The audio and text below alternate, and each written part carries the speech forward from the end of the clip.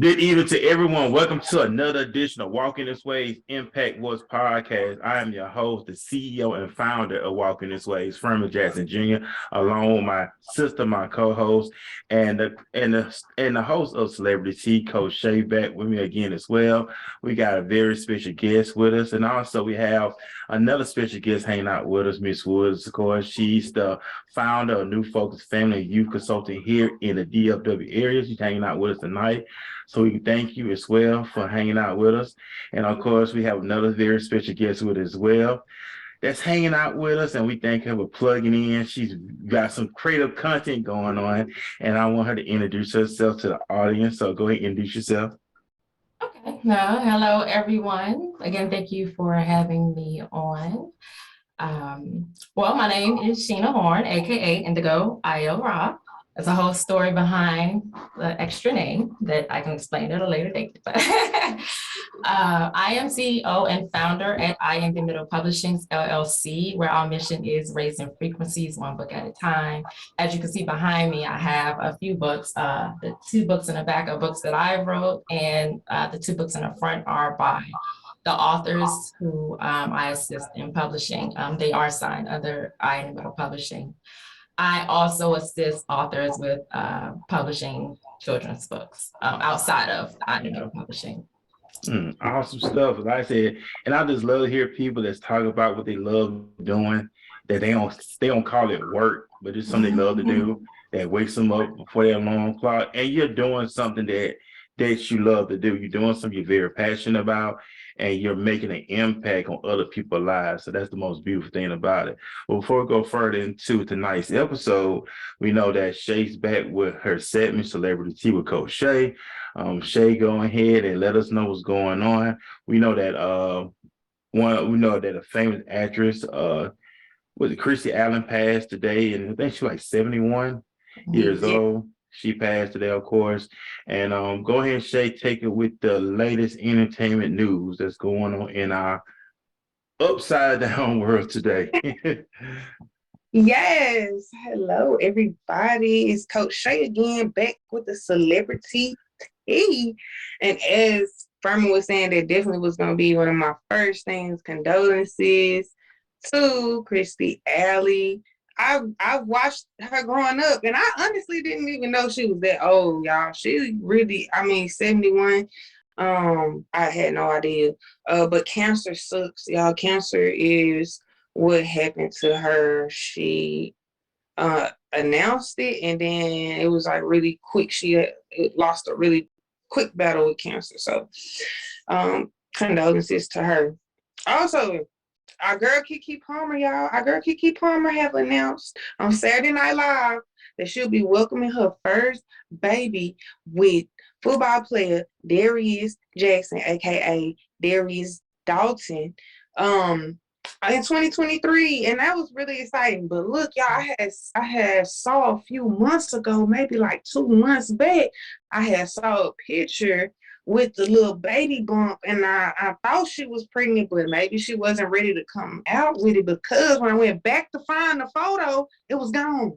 It was gone. So I guess she wasn't ready to come out with it. So I was glad, because I was tired of keeping your secret, Keke girl. I was tired of keeping your secret, because I had seen the picture, and then she took it down. She took it down.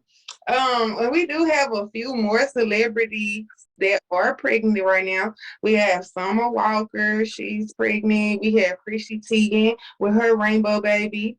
And we just have celebrities that's just, they is busy. If y'all didn't see my post on Facebook earlier this week, y'all know Nick Cannon is crazy. Like I was telling y'all, I was gonna start reporting him, but it just gets more and more crazier. So remember how most people was like, well, he can have as many kids as he wants as long as he got enough money to take care of them, right? Well, apparently, bruh is stingy with the funds, and he ain't really coming off the money, and he might be getting a little broke. Unfortunately, the money that we thought that he had, he ain't really, they say he really is not financially supporting the children the way that he should. What do you guys think about that? Because everybody was just so Oh, he got enough money to support him so he can have as many kids as he wants. But now the baby mamas is breaking their silence and they saying he's really not financially supporting them.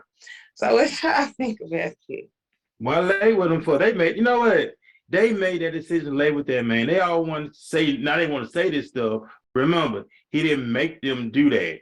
They did because they wanted to do that. So take responsibility, be accountable. Stop blaming everybody like he put a gun to your head. He really didn't do that. They did it because they wanted to do that. So Right, and this is coming from one of the baby mothers that have had multiple children with him. Like, mind y'all, like he's up to like kid number 12, and amongst a couple of his baby mothers, he have multiple children with them. So, like you said, these women are very aware. Like even in the interviews, they're very aware of the family dynamic. I say y'all may as well just living under one roof, live in one household, and so that everybody can just kind of just be like, here, you drop this baby off, you do this and that. Yeah, y'all may as well just be a blended family at this point. I mean, I'm all for it if it can work out. I'm really all for the blended families. I've actually seen it work. I know it can work and it can be very helpful and beneficial. I mean, think about like back in Africa, like when we lived in villages, like like Africans lived in villages and they helped each other. That was like the whole purpose. They had this whole community, so everybody to function, and somebody always can watch the baby. Somebody can cook. Somebody can do this. It was like delegate. So I've seen even I've seen it work even in my family. So blended family, I believe it could work. Everybody just had to be mature and do their part. yeah, I mean, it does take two willing people to make a thing work. You know what I'm saying? At the end of the day, we gotta realize they have to raise children. They want to just have babies. They don't think But they're supposed to raise them. talking about 2 people. We're talking about allegedly like 10 people. But you know, it's crazy. But you know what? They make a mockery of it. You know what I'm saying? They really do. To me, personally, they make a mockery out of it. They think it's fun and games, but then when you know what these children out here got, they're gonna end up suffering. They'll get caught in who knows what, and then what? Come on, man. Let's stop. Be real. It's more than just they stupid. Bring the together at this Stop being point. so stupid. It's ridiculous, especially in our community. They're like they were bashing Deion Sanders all weekend. It's crazy, man. But it's like, but you know what people talk about with Deion? Deion set a blueprint for Jackson State. He fulfilled his obligations there. He got that school in the right path. That school was viewed on ESPN. He got those kids brand new uniform. They got the most uniform next to Oregon. Deion used his resources to put back into that university. He fulfilled his obligations. Okay, another door opened up for him in Colorado. He's gonna change stuff there. But then when Deion accepted the offer, he sold out. He sold out to the white man and all this other stuff. He should have stayed at Jackson State with the black people and all that. It's like, damn you do, damn you don't. It's like people, okay, it's the same. It's crazy. Damn you do, damn you don't. I'm not mad at Deion. Deion is on a mission. He's on assignment, and he was feeling what God has for him. Not only that, he impacted young men's lives at Jackson State, and he's going to impact people's lives in Colorado. So stop being mad and just celebrate. I'm happy for him. Hey, opportunity. Go for it. Right. Y'all can't, like, why y'all upset about him? Like, I don't like that. Like you said, for me, it's more about impact rather than race.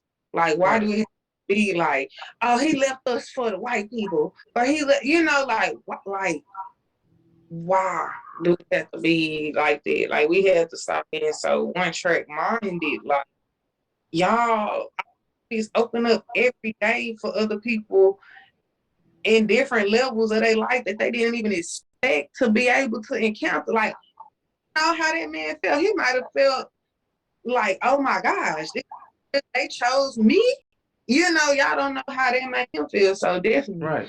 Welcome, Casey. Welcome. Hi. Hello.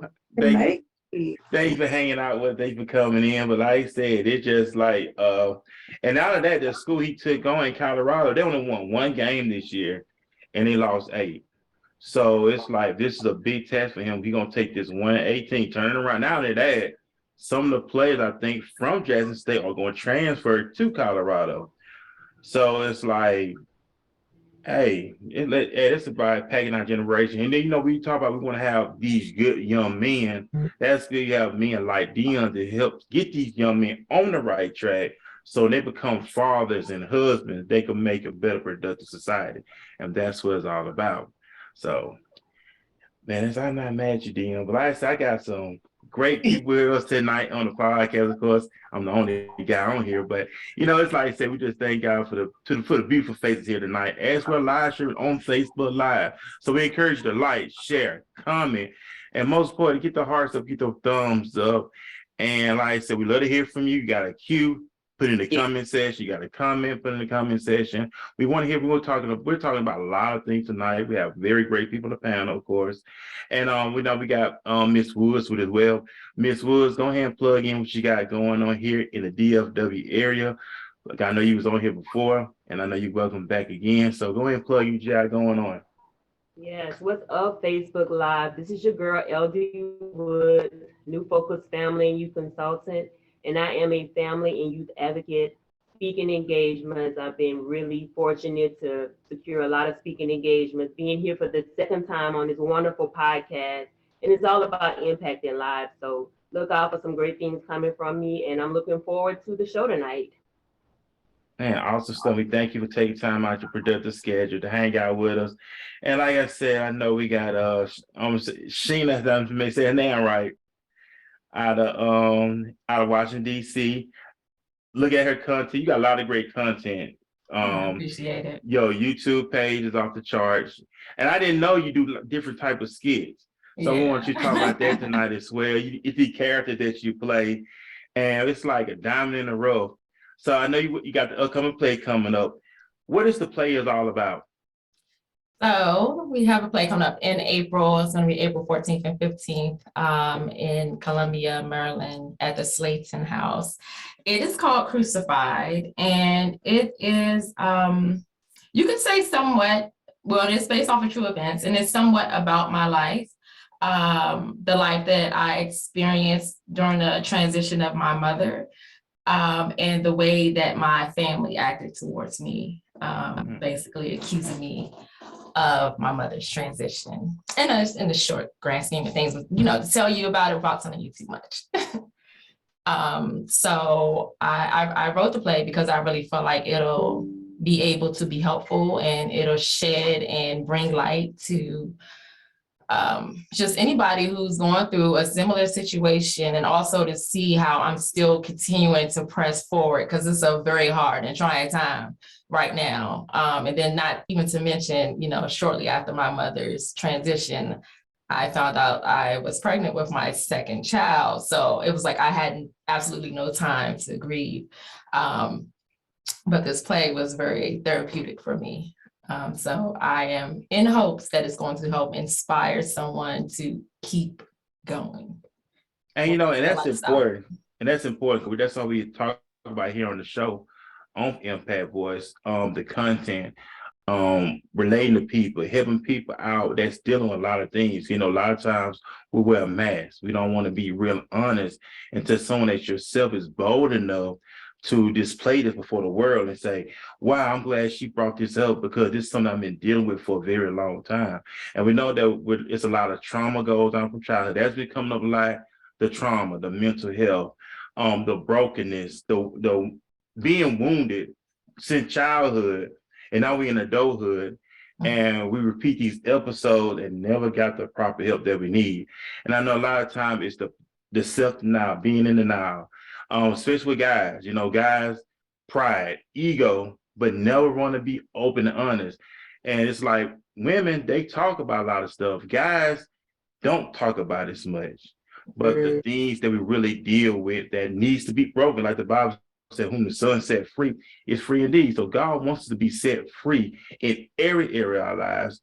So I know that your play will help a lot of people out that's dealing with these things. I know you mentioned, like I read your bio, I know trauma, and we know trauma come in all forms, shapes, sizes. physically, sexually, you name it. So on the steps of trauma, what would be your blueprint on helping people overcome the trauma that they may deal with? It may not be the same as yours, but from your experience, how did you really overcome the trauma that would not hinder you later on down the road in your life? To say that I've overcame trauma, I think wouldn't be the right answer. I'm basically breathing through it every single day. Even when I feel like it's just too much, I am constantly just breathing through it. I am still learning to deal and cope with the things that has happened to me as a child. Right now, the biggest strengths I have are my children because they are looking at me. And I know that I'm setting the foundation for them to be great adults. So the best thing for me is writing. You know, that helps me to heal through the trauma. Even while I was still writing the play, there were certain situations that had happened with a relative, and it actually helped me to pour more into the play where I felt like I had writer's block. You know, so writing for me is my outlet. But it's a continuing journey. Healing is a continuing journey. It's like it's never going to be done until it's time for you to transition to your next phase of life, Yeah. wherever that may be. Oh yeah, because like we said, we constantly evolving in life. So you constantly evolve and you grow and you challenge it, but you help other people out because we know a lot of times trauma overrides people, and a lot of times some people don't bounce back from it. It's like they go into that seeking state, of course, and it's like wow. But it's some real stuff that goes on in our everyday lifestyle. Yeah, you never know what's going on. It's like it's really like you said, you talk about writing. You know, a lot of people do write. You know, we hear that a lot of time on the podcast too. A lot of people doing a lot of writing. Yeah, y'all don't understand the power of writing. Y'all, we talk about this so much. I don't know how many episodes we done mentioned writing on the podcast. Like literally, y'all writing is really what helped me. Like she said, it's really not I don't really think it's a real way to get through trauma. Like you get through it. Like you just go through it. Like you have to go through it. And it's nothing you really just overcome. You just go through it. You just have to go through it and get through it. Because when I lost my daughter, writing was what I did. Like writing was, I would write a letter to her every day. That was something that helped me. Like I would write and tell her like what I would think she would be like, what her brothers would ask questions about her, things like that, like really, really helped me. And I think a lot of us try to bottle things up and push it down and try to just swallow it when we just need to write it out, like get it out of your head, get it, you know, just pour out. And you ain't never got to let nobody read it. You ain't never got to pick it up again. You don't have to be reminded of it, nothing, but just get it out. And that really, writing really helps me too. Even though, like, I know in the future I'm gonna write a book about my life. Like people would not even almost believe the things that I've been through in only 31 years. I'm like, I'll be thinking like, is it too early to write a bio? Like I ain't really lived a lot yet. But I have been through so much things in my 31 years, and people would be like, wow, like it's so much stuff like people don't know that I just go through. Like I go through a lot. Like when you talk about your mom, like I'm in a period of time where I have to accept that my mom is ill and my mom not coming back from her situation. And I had to put her in a nursing home. And that is a lot for me. Like that's been overwhelmingly succumbing me with depression. Like I fight through it. Like kickboxing is my outlet. Like that is my ultimate outlet. That's why I kickbox. That's why I train. That's why I talk about mindset a lot, because it's so vital to stay focused, because you will drown. Like you will drown out here. Like everything that's surrounding us, our environment, the social media, the people talking, the people judging you, you constantly like, it's so much. if you don't stay focused, you will drown. You will drown. Yeah, it gets a battle every day. And that's the thing about the stuff, and I want to talk about that too. I want to talk about the relationship aspect. Okay, men, women, some did some type of form of trauma. When you're with someone, debate to talk about these things because the person you may be with may remind you of something that you went through in your life that may trigger something. The importance to talk about these things, I believe, talk before you get in any type of relationship with somebody, better talk about these things. Let a person know that you're with what's going on, what happened to you, so they would know and they would get an understanding. Because the person you with, go ahead. Stacey can really expand on that because she's a relationship therapist, so she definitely can expound upon that and how she really can expound on that stuff is important. Aspect and how to open up. And she, like, when she had her group open, y'all, she would be hitting me all in my forehead because a lot of us as women, it's a lot of stuff we don't take accountability for about ourselves, and a lot of things we don't take time to fulfill for our own self, and we take the frustrations out on our significant other because why? They're the closest to us, like they more relative to us. So she had great content as well. Very challenging content, hit you all in your forehead. So definitely gotta tap in with Casey, y'all. Oh, you can unmute, Casey.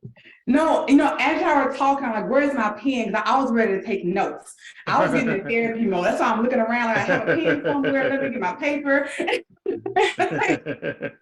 Because this is such an important conversation, especially during the season. When you go into the fall and winter seasons, many people experience seasonal depression. Especially when, the time shifts and it's darker early, you don't have as much sun. And so you're not often getting that energy. And so you feel a little more drained. And then that piles onto what else is going on. Now we're going into the holidays, who's not here? During this time, I have a lot of clients grieving right now. And it's not just grieving as a loss of, death, but just a loss of a marriage. And, all those things, and going through this season, the holiday season, where we're supposed to be joyful and supposed to be happy. And how can I make it through this in the time of joy when I'm not feeling very joyous? So that's a very big thing I'm seeing right now. But when it comes to relationships, I was just talking to a girlfriend about this earlier, this exact conversation, how to be supportive of your partner, during their grief period. When you are grieving, because you can take those things out on your kids, you can take them out on your partner, you can push people away. And they don't know what you're going through or why you're angry because you're not communicating and saying that, hey, I'm hurt, I'm angry. If I say this certain thing to you, it's not about you. I'm grieving and I'm trying to find a way to do that. We don't have those conversations, so we shut down or we show up as anger or we're, so we go through so many feelings and we don't invite our partner through that grieving process so they can know how to hold us, throughout that. Yes, but okay. I know, like, for me, because I'm not a real big, like, if I'm feeling a certain way, I feel like I'm an infection. So I don't want to go around you and infect you with my negativity or how I'm feeling emotionally, because you might be in your upbeat spirit. I don't want to bring you down, but I might be feeling down. So how do you communicate that? Because I might feel like I'm just being a burden at this point. But that may be the person that you need. And that's the amazing thing about, partnership is having that balance. And I have someone that comes in my office and they're the, energetic extrovert oftentimes you rarely see a partner that's extroverted and outgoing too. You find someone that's a little more relaxed, and I'm like, yes, I love it. Because who's that one to, bring that excitement in your life and teach you more about living? And, when you're overwhelmed and you're anxious, who's that one to kind of say, it's okay, calm down, relax, I got you. So if I'm in a state and I'm feeling depressed and I'm feeling down, and I feel like my energy may be off-putting, maybe their energy may be off-putting. And that may be what I need to help get me through. Because what happens if I am down, I'm depressed, and I'm by myself in these four walls? Can I really lift myself up? Because all I'm going to think about is why I'm down, why I'm depressed, and what I'm feeling, and all these things. And we go into this cycle, of I'm feeling anxious and I'm feeling depressed and I want to get out of bed and I hate myself and I'm going to stay right here. So you may have to step outside of that, into some joy, so you can see things from a different perspective. Because we can really talk ourselves into, deeper depression than what we're in. Yes. And that's some interesting. And I want to ask you this too, Case. I know you're married and stuff like that. I want to ask you about this. How people feel that their spouses may be holding them back from fulfilling a lot of things in life. You hear a lot of people say, I want to do this, but my significant other is holding me back from this stuff. That I believe your significant other, y'all supposed to, first of all, you're supposed to inspire each other, motivate each other, encourage each other, hold each other accountable, not hold each other back. With your clients, do they feel like their husband may be holding them back, or they may feel like they're being held back from feeling life purpose like that? I know some people complain that.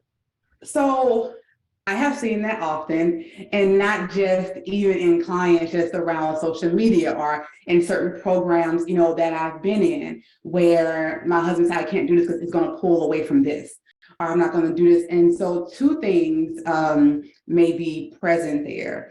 The husband may feel that if my wife outshines me, that I put her in a level of control. And so men may equate power with control and money. And if you're doing more in this area and having more, then who am I? That's a thing that he needs to work on within himself. That's insecurities. Insecurities. And yes, and even before that, I do a lot of premarital counseling, which I absolutely love. I like to catch you before you get into your stuff, and one thing I always talk about is expectations. We don't think about having those conversations because we often get married for now and not what we want 20 years to look like, what 10 years is going to look like. Is this going to be a partner? Because I got married when I was 24, going on 25. And am I marrying someone that when I'm 40 and I'm just figuring out I want to do more? Is this someone that I know is going to be okay? You got it. We don't think to look that far ahead, and we're marrying for the now. So at the same time, I'm not going to let women off the hook here. You really have to be accountable also in who you are marrying, who you are committing yourself to, and are you having those conversations? At some point, my life may change. These are my goals. This may not be happening now, but I see myself on stages. I see myself doing these things. And is this someone that will hold that light, Right. for me? And I totally agree with that, because a house divided cannot stand. The Bible tells us that.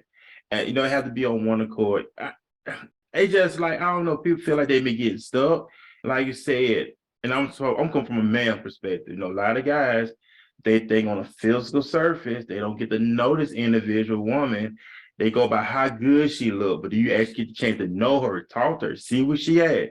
And then when they get with her, she went from being a queen to a BTITCH and all this other stuff.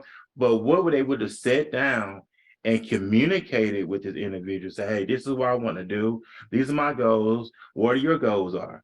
Never talk about this stuff. Then when they get into it, oh, I didn't sign up for all this. And then before you know it, time wasted, children come into play. Now you battling over that. It's like, could this stuff could have been avoided if they really would have sat down and talked about these things? Yes, absolutely. I was talking to someone today. So I have worked with so many people who are children from arranged marriages, and just seeing that perspective to where now I don't want to be married. Because I've seen that, and I've seen, their dysfunction, that it's rubbed off on me in a certain way that I don't know how to be in relationships. I don't have a desire to even do that because I don't know what to do. I don't want to be married because if that's what marriage is, I don't want it. And so we put ourselves oftentimes, and there's this, maybe more of a cultural thing. But when we don't take time to, one, learn our partner, and even before that, learn ourselves That's right. and do the work within ourselves, then we don't know what we're projecting onto our children. I tell, that's why I say I like the new people, I like the new, the premarital people, no kids. I tell them, communicate now as if you have kids that are watching you. Because at some point you are going to have children. I say, and you are the children sitting on my couch, based on what you came from. Is that what you want to pass down to your children? And the way that you communicate, the way that you show love, and the way that you manage your conflict, and the way that you, present, talk about, and work through your trauma, grief, accomplishments, and all those things. So one is definitely important to have conversation upon conversation, and really deeply, get to know each other. Yeah, Before I we agree even with that. think about bringing children, into the fold. Because we're really creating mini us. And so many us had 25, even 18, 21, 35. That's us and all our trauma and all our stress and all those things. I don't want to go too deep, but if you ever heard of epigenetics, that can go on for 7 generations. Right. And so we can give our kids our anxiety, because now it's embedded into our DNA. Mm. So those are things that are definitely important that we really have to work through, within ourselves, and even within our marriage before we even think about having kids, because we can really alter that and change the trajectory of families. I believe that because I believe in healthy families. I believe in healthy marriages. I believe in healthy relationships. That's what I believe in. You talk this stuff in this generation, they think they just on this is. Because I had a guy tell me one time, oh, that's an old generation. This is a new generation. Even though I'm 40, everything still stays the same because it's people mindset, toxic relationships. I have people now say they don't believe in marriage, Toxic because they norm. talk about, well, how would you say, Shay? Toxic is the new norm. Toxic is like, so toxic is cute. I had somebody tell me, if she ain't a little toxic, I don't want her. Okay, why you want anything toxic? Like, toxic mean poison. It mean hazardous. It mean do not consume. That's what toxic means.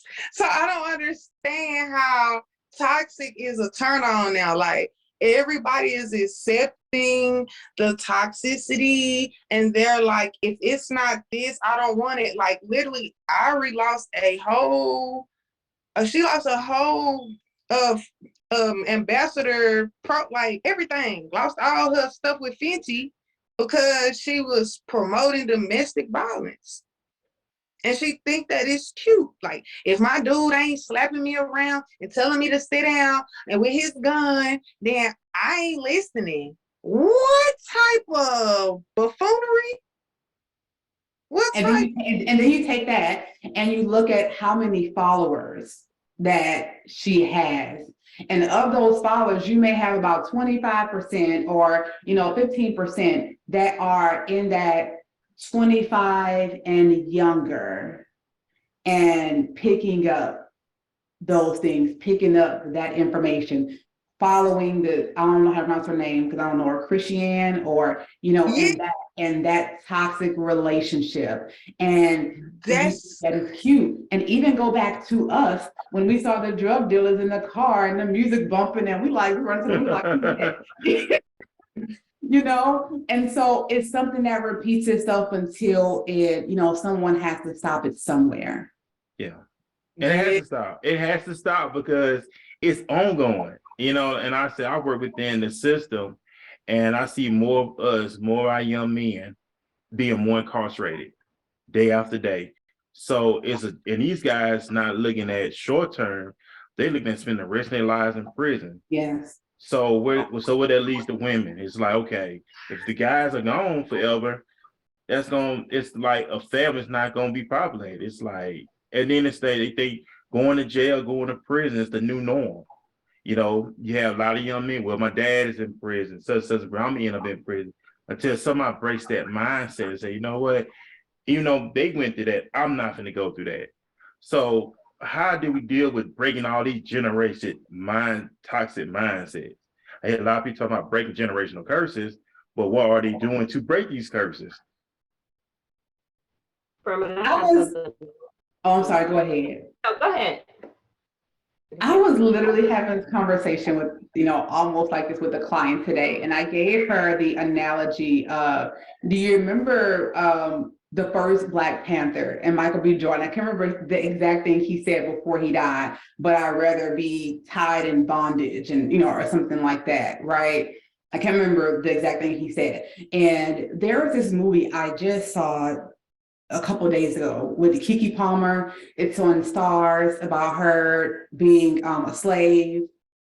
And she literally ran across the road.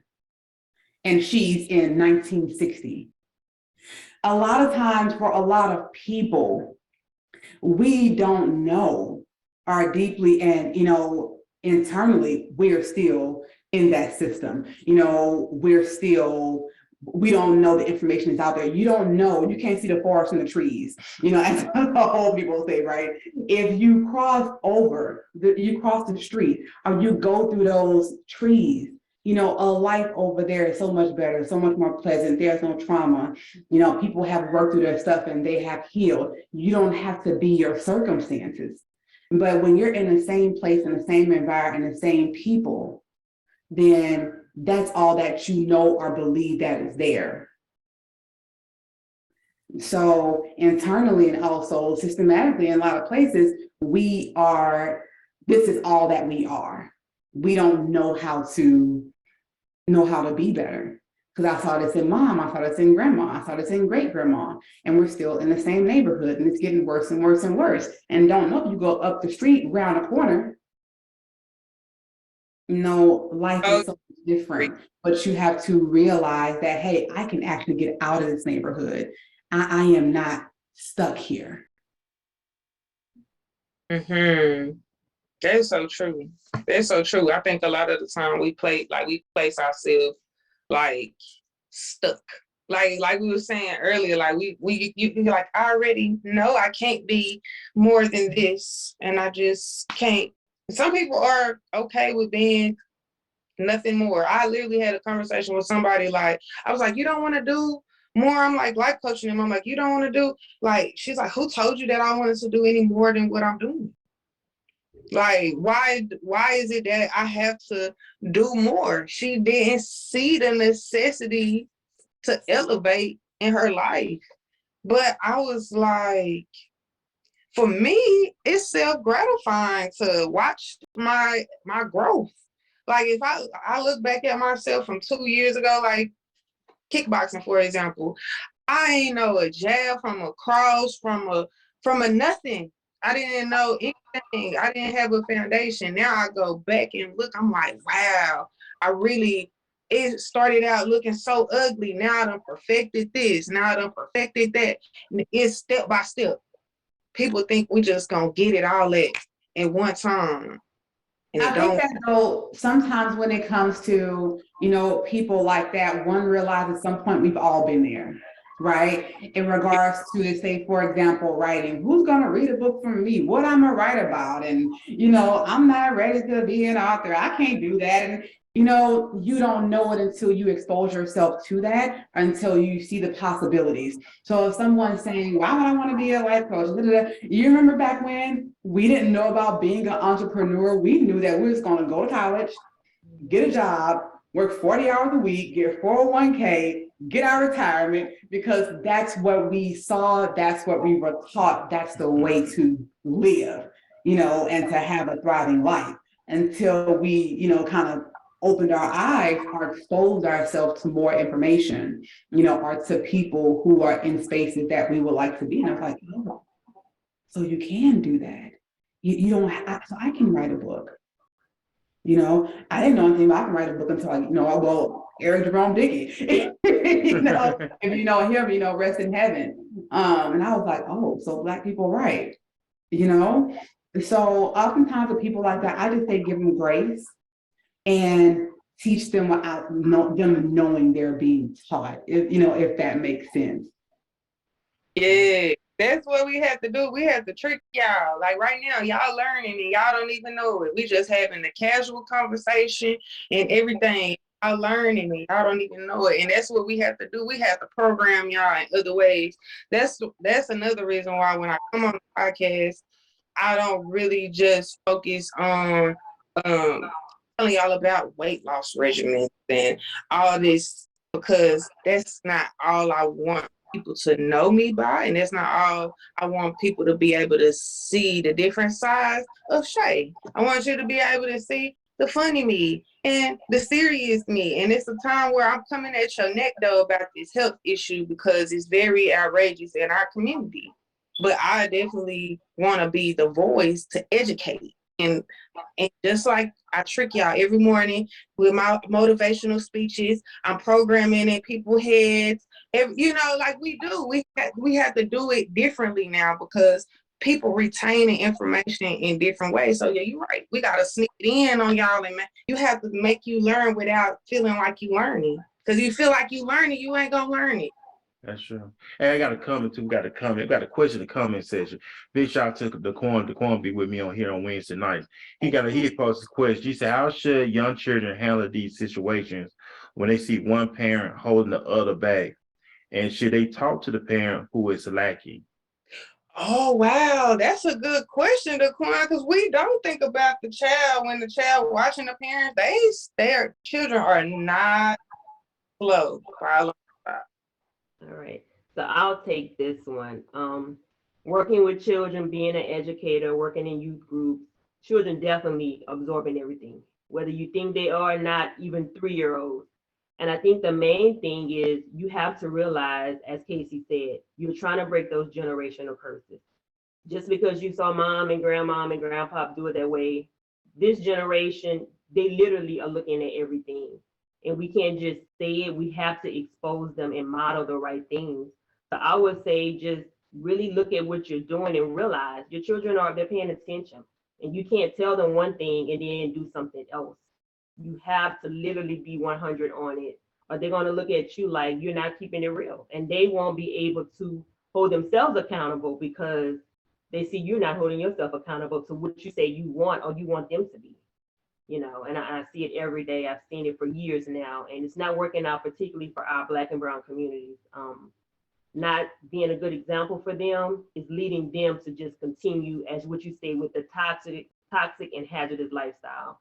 And it's just leading to a lot of bad information being given to them and them feeling like nobody really cares because mom and dad isn't being accountable to each other. Why should I be accountable to them, even though I'm the child? Yeah, because in the question, he said, how should young children handle these situations when they see one parent holding the other back? So how can you explain that? Like, okay, one parent, you saying, okay, one parent is holding the other parent back from just doing things. How do the child address that? Do the child address that to a parent? Or how did they go with that from what he asked them? Young people these days, some people look at them as being disrespectful, but they're very confrontational because, again, they've been exposed to a lot. So depending on the age, I would definitely say if they're old enough to express themselves, they need to have a conversation, respectfully, of course. But young children are gonna hold people accountable now. I mean, like I said, they're paying attention to everything, and we just have to realize as adults what we do or don't do in front of them. It's just setting a pattern, like I said, of their mindset.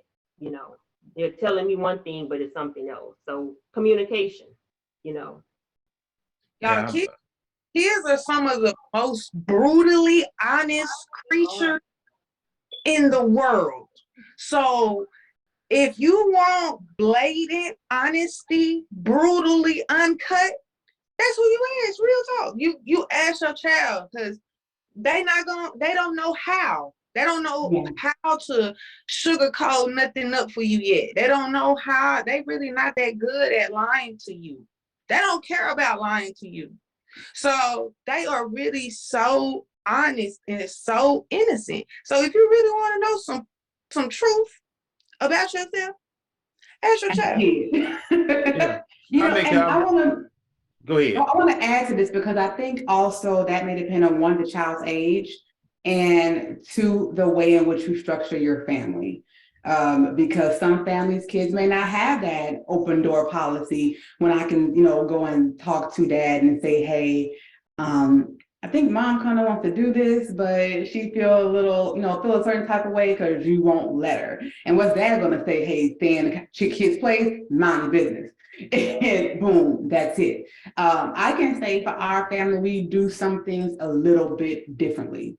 My son or my daughter won't go tell my husband that in that way, but we're structured. We're a military family. So as soon as my husband came home after retirement, we had over the summer, we had these table conversations every Monday. And with those conversations, we would discuss what our schedule looks like. And that was everybody. That's the 12-year-old, the 9-year-old, the 3-year-old. We all having breakfast, everybody at the table. And so what do you have coming up, mom? What do you have coming up, dad? What the kids' schedule look like? Kids, do you have anything? Carlos, you got something you want to say? Layla, you have something you want to say? And even a 3-year-old, do you have something you want to say? And it was just a open, and they understand respect. So one, you're not going to come into a parent sideways, however, you are free to say what it is you need to say. And I've literally had a kid, my kids at one point said, hey, I don't feel like y'all respect me, and that was okay. Because, well, what do you mean? Because I feel like I respect you. But again, I feel like I do. So what do you mean? And he's was 8 at the time. And he was like, well, y'all just laugh when I'm trying to make a joke. He's a sensitive one. And we're just like, it's funny. But again, that was him. We gave him the okay, and all of our kids the okay to feel safe and speak what they, feel the need to speak. So I think it depends on the structure of your family. If you allow your kids to, respectfully open up like that, if they trust you to open up like that, because that's a big thing too. We think that we just, because we're adults, our kids are going to come to us with everything and they automatically trust us. That's something from a kid's perspective that has to be earned too. How did I know that I can come trust you and let you know, hey, I'm seeing these things in mom and you won't curse me out, kick me out the door and push me away. Right. That's deep, Casey. That's no for real. Cause like in my house, when I was growing up, you're right. It was a closed up. Like, hey, a coach try to tell me nothing about me. Cause that's how my mama was. Like I can nothing about herself, but it would be a lot of things I would try to say and be like, well, mama, I really don't like when you do this though, and I told myself that when I had children that I would be that mom that allowed them to let me know. So it's sometimes where my kids might tell me, mama, I don't like the way you yell at me. I don't like when you yell at me. I'll be like, okay, I'm sorry. I don't mean to yell, but it frustrates me when you do XYZ, so it's coming to those type of things. Like, we're not perfect. It's not no handbook that was written for us to be parents. Like we really be winging it. But we really be winging it. Like until we really learn. And then every child, like I have 3 children, every child is different. So I have to love on every child differently and cater to every child differently. So it definitely comes with a lot of patience. Like being a parent is almost the same as being like, it's a never ending learning process. you don't never stop learning your children. Your children never stop getting to know, like you getting to know this little person all the way into they adult. That's a big responsibility in itself. I think about what it said in the scripture, said, with all I get and get a good understanding. I think we had a guest on the show, and she mentioned something about taking the trash out. And she explained to the child what's the reason behind taking out the trash. So the child would get an understanding, okay, that's why we have to take the trash out. From what our parents knew, they just went out with their parents and their parents did. They never sit and explain everything. They just, you do this. I'm gonna tell you behind up. But you have to really sit and explain, okay, if you do this, this and this and this and this will happen. So they have to get an understanding, like the Bible tells us, with all thy getting, get a good understanding. So he's like, oh, okay, I see where you're coming from. Some people just never have learn how to communicate with their children. They just want a child do something, they want to beat them for what? That why the child get quiet. They'll go talk to other people on the outside because mom and dad and them, every time I say something, they want to hoop and holler. But they don't want to explain that to them. That's why some children are scared to go talk to their parents. So that just makes it, wow. This is interesting stuff we're talking about here tonight. I want to talk about this. I want everybody's views on this. People are learning how to communicate. Are we getting a little bit better when it comes to communicating with our significant other and our church? Is it getting a little bit better? It's getting better. Well, for me, it's getting better. I would say, I feel like it took me reaching a certain level of maturity though, like, cause certain stuff like you don't want to hear. Sometimes you like, I don't want to hear that.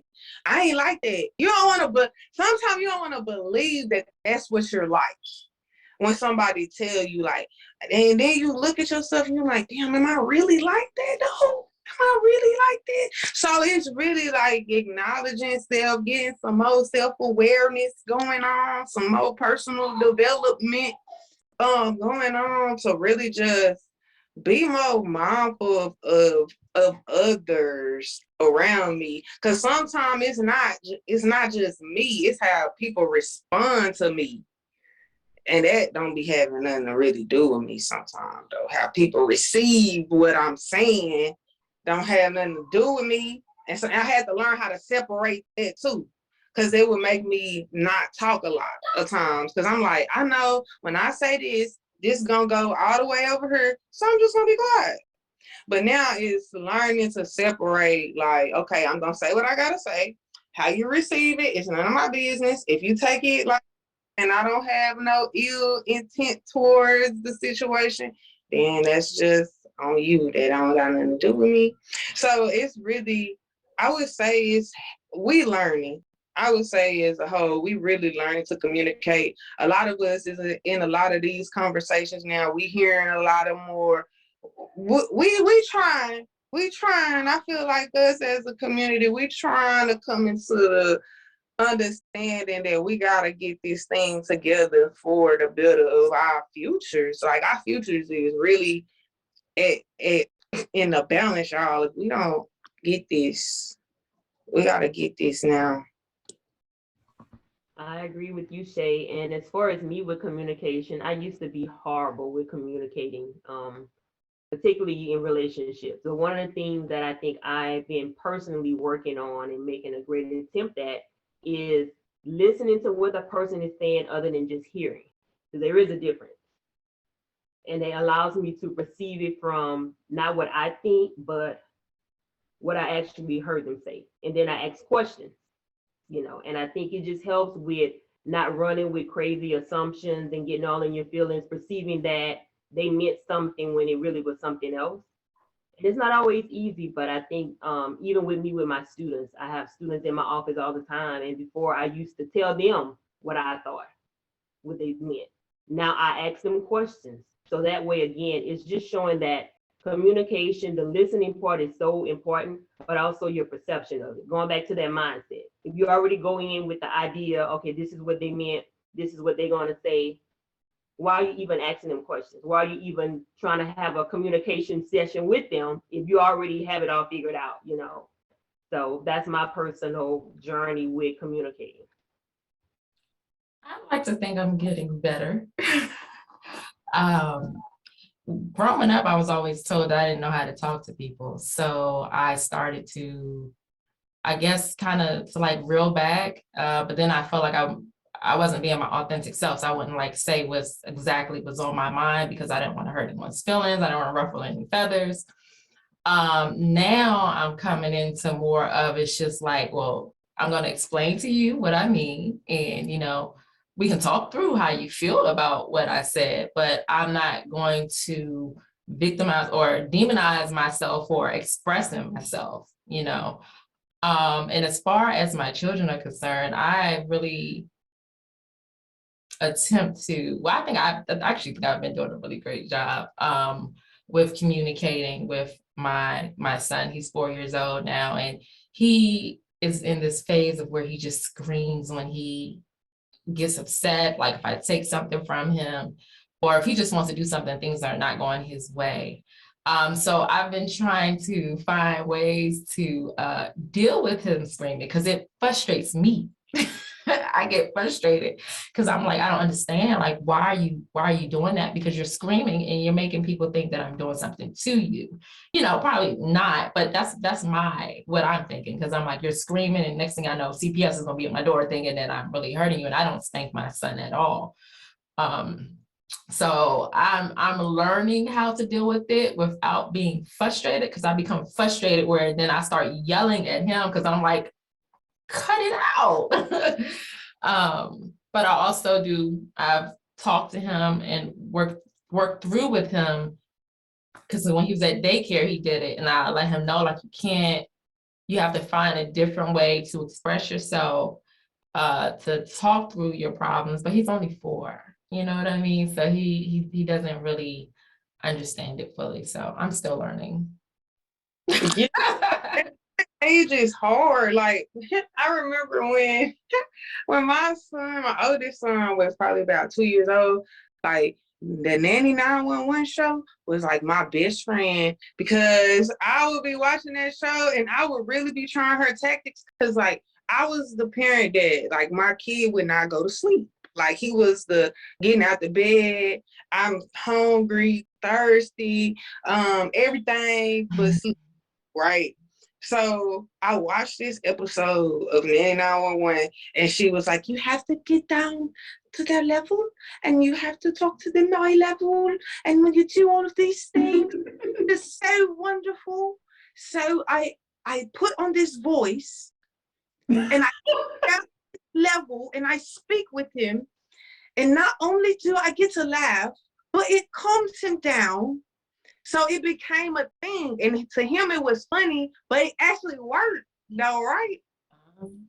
So it was like, This is how you went to that voice and came back, and yeah, it's funny, y'all. Like, and I do it with all of them, and it actually be working, because to them it's funny, but it's like, okay, everyone, let's get ready for bed. Are you ready for your pajamas? Like, this really works. Like, it really works.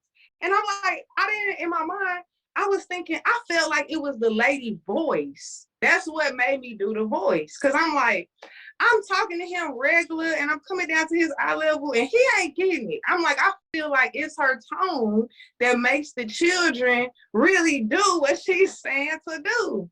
So I started practicing this lady's voice. That really worked. And I do it with all the kids. I do it all the kids. I do it all the kids. Funny, Shada, it's funny.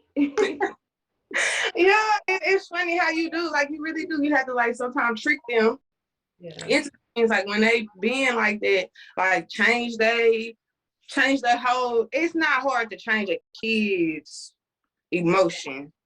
Like it's not really hard to do. You can tell them, well, if you stop, you McDonald's, or I'm gonna give you. We gonna go get a Happy Meal. You gonna get.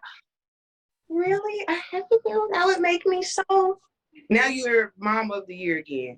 You know, it's not really hard to to please them or change their perception. So it really just stopping and thinking, okay, how I'm finna tackle this. Cause now my oldest is 11 and my 3-year-old, he talks really, really well. He's really very, very vocal. So I'm really thankful for that. Like he not and like his little baby talk stays still. So he speak really well. So I don't have to, like if something wrong with him, he can say my stomach hurt, my foot hurt, I fell, or whatever happened. Somebody hit me or whatever. So I'm glad they just finally grown up, because gosh. Oh my God. Yeah. Y'all, I don't know what affirming, but definitely we kind of just threw Casey in. So definitely plug in, Casey. Tell Facebook, tell everyone who you are, what you do, and go ahead and plug in how people can get in contact with you, where they can find you. Oh yeah. So one, I apologize. I have this really big thing, and I was telling my husband the other day, hey, I can admit when I mess up or when I'm running behind. But I was mommying. My daughter had a choir performance tonight, so I was in my mind. This kind of goes to relationships too, and managing and balancing everything. I was like, I'll go there for a few minutes, and Shay, I told you, I'll go for a few minutes, and I'll come back and make sure I'm here at 7. And then when I repeated it back to my husband, he was like, okay, so what do I do again? You go do and I go pick up. I said, you know what? I'm fully present.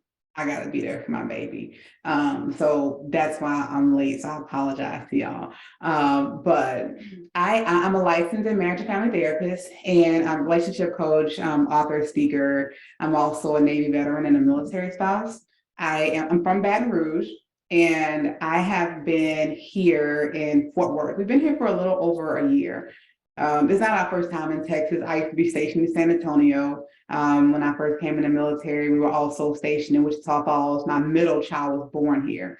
So I've kind of been around Texas here and there, for a while. But yes, I primarily work with couples. I love this family work. I love working with Black families. I know people think it's the most popular thing to say you work with everybody. I love working with our people. Like I really do. I really love working with our people, because I am very big on, just building, strong, healthy, Black families. Like that is my passion. That's what I really and truly desire to do every single day. So I am here on Facebook. You can find me, Casey King. On Instagram, Instagram, KS King, KCS King, yes. And I recently authored my book right here. It's called Life of a Military Spouse. Your dreams matter too. Yeah, so tell people about the book. So tell people about the book and how they can purchase the book and what inspired this. Because y'all, Casey is so, she's so reserved and quiet. So when she popped up with the book, I had to just snatch it and be like, you gotta get on the podcast. She did. Before it even launched, she was like, hey, yeah. I started this book about really 4 years ago, about probably almost 5 years ago. I was in Mississippi, and I was driving about 45 minutes to see a client. And my mom, like, you know what, I'm tired of this mess. Like, this is just, I'm just over this. And I'm like, I just gotta talk about it, because people don't understand just the ebbs and flows and how many times you have to just change and, readjust. And it's a never ending phase that, we have to go through. So I really want to write this book and just give spouses hope, because oftentimes when we go into the military, not go into the military, but we support our spouses that are in the military, we feel to believe that was our only role, is that as a support. And so our job is to be there to support. Our job is to be there to take care of the kids, make sure our soldier is okay and they have all their needs and they're comfortable and home life is great for them.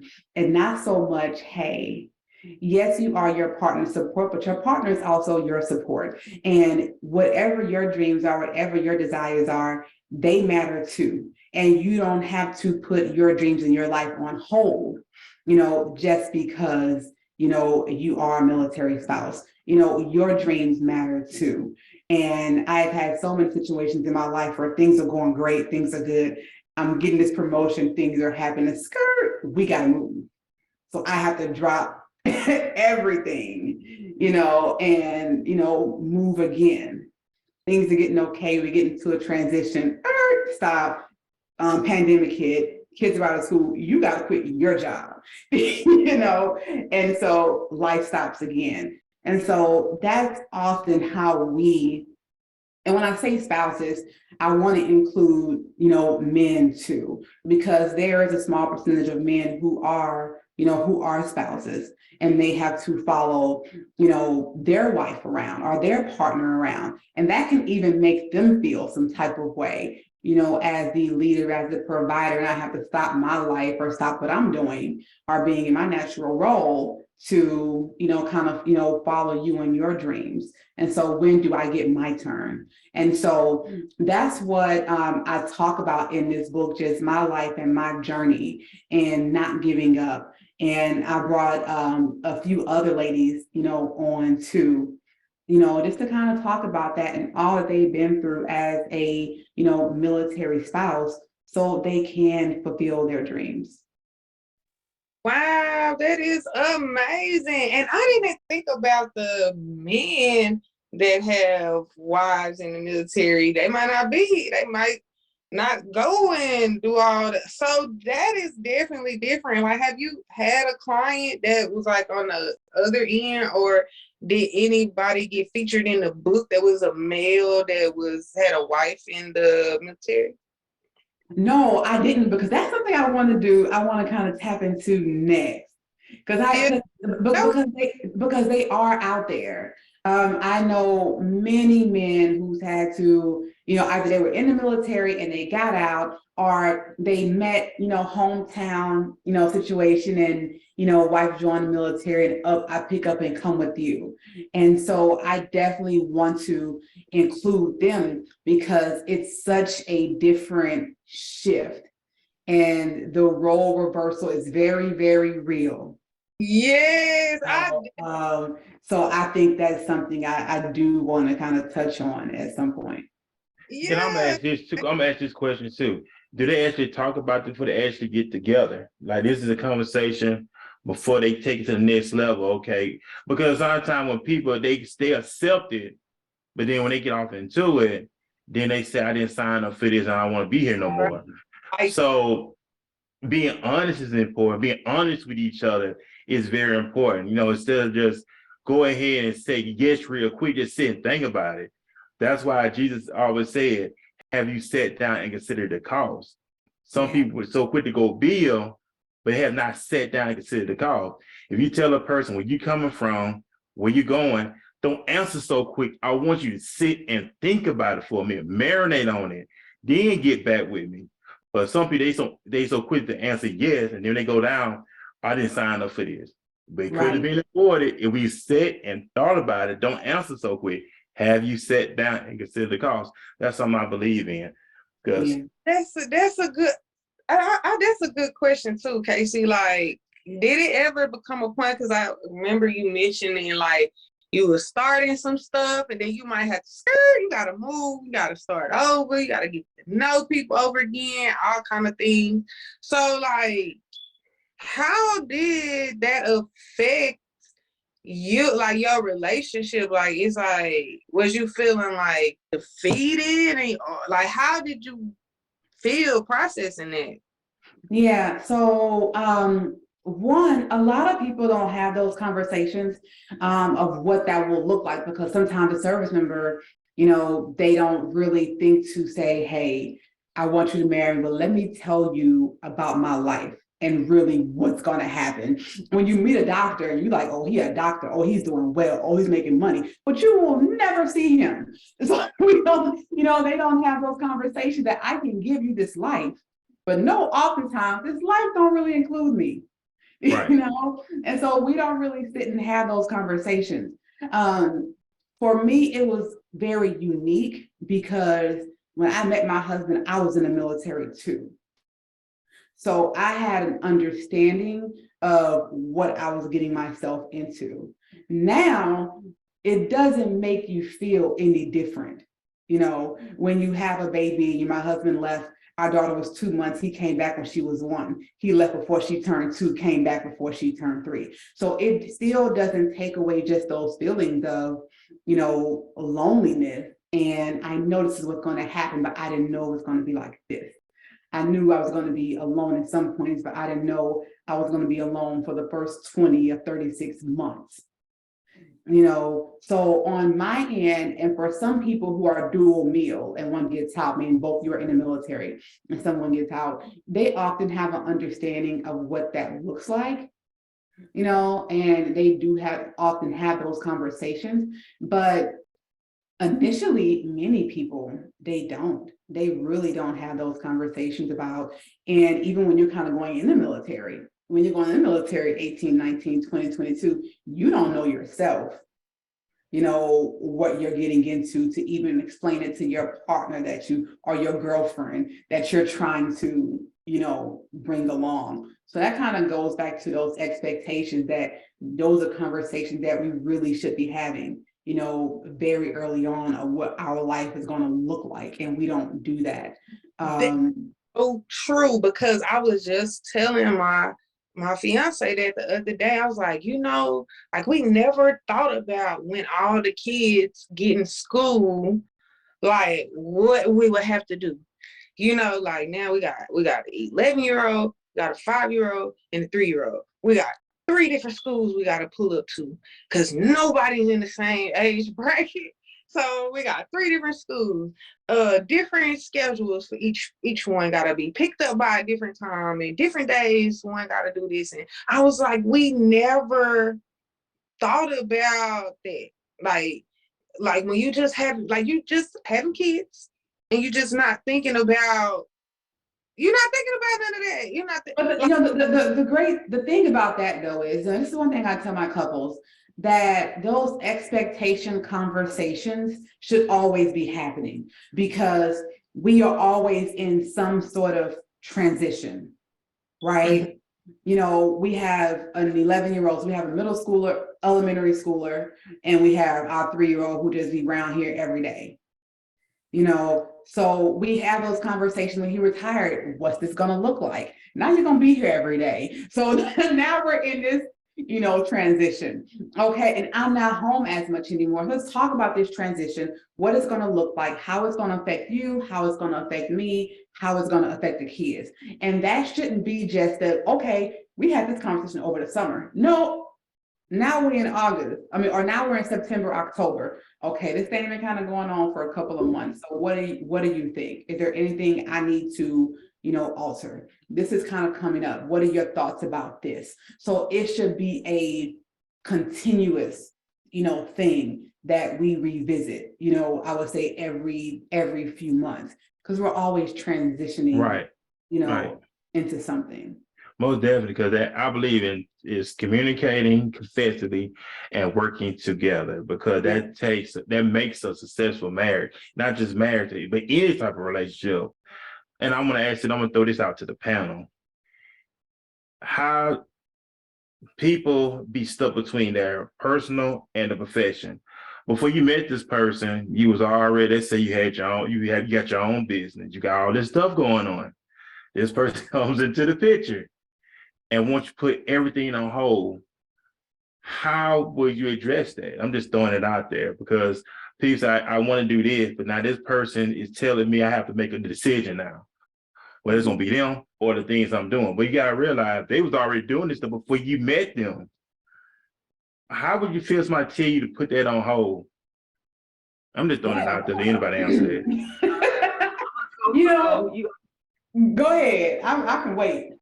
I'm gonna go first. That probably be the last conversation we would have, because New Focus Family Youth Consultant, this is my legacy, this is my baby.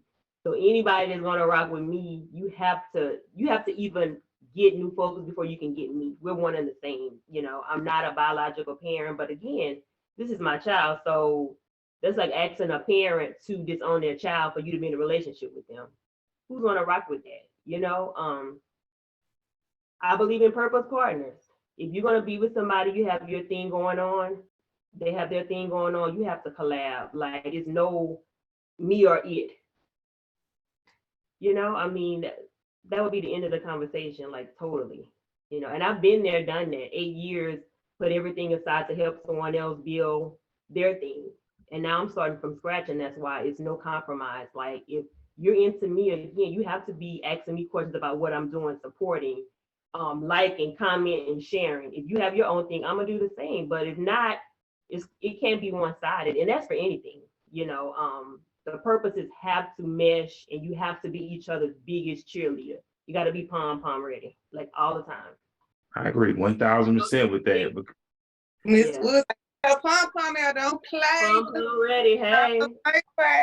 I agree 1000% because I notice a lot of people, you hear some guys say they don't like a woman who's independent and stuff like that. It's stupid to me. But before you met this individual, share their own place. She's responsible. Let me say this. I would take a dependable woman any day of the week. Let me go say that. I would take a dependable woman any day of the week. You know why I would say that for? Because before I met her, she had her own place. She was paying her own bills. She was going to work. She's responsible. So that shows, okay, if anything happened to me, God forbid, she know how to hold everything down. You don't want nobody that's weak, dumbfounded, don't know what to do. Soon, tragedy hit. What we gonna do? Don't know what to do. But some people want some dumbfounded people. How do y'all feel about that? Like they want somebody dumb in their life. Why is that? They like puppies. I don't know. A lot of men like people that can puppeteer. Like if I can't tell you what to do, then I can't. I mean, a lot of people lie. Like this is what be tripping me out. Like you said, like you'll meet a woman and she independent and she doing all this responsible and everything, right? And that's supposed to be what attracted you to her in the beginning. Like that's supposed to be the attraction in the first place. So if you wasn't attracted to my ambition, my goals, then it was just physical, right? It wasn't, it wasn't right. It wasn't authentic. So I feel like when you get into them type of situations, that's when you discover that they wasn't in love with your intellectual properties. They was just in love with your physical appearance. I want the whole thing. I want you to be, in love with me for my intellectualness, for my realness, for my honesty, for my loyalty, for my qualities, not just so much as my appearance, even though that's just a plus. But you don't want to be like a woman. Don't want to be just judged by her appearance. Like it's so superficial. Like we done with the surface. We tired of just the surface level things with everything. I know for me, because I mean, like. And it's not a part, like you should be okay. It should be okay to want more, and your spouse shouldn't feel a certain way or feel inferior about you wanting more out of life. Like we both should be trying to milk this shit, like get the most that we can out of life.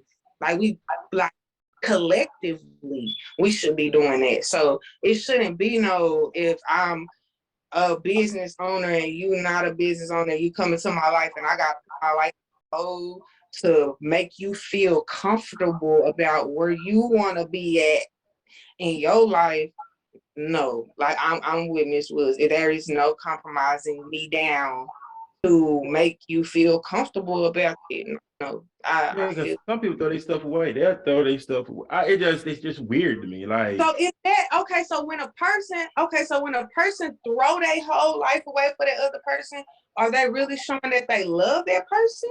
But or it starts showing that they don't love themselves. It become resentment though, because you're gonna start resenting the individual down the road because if they decide to throw their stuff to the side, that's on them. Like you said, nobody's putting a gun to their head telling them to throw it away. So do you really value what you're doing to give it up for an individual that apparently doesn't value you or it? Because you got some men who just get women pregnant on purpose, just for them to not do it for real.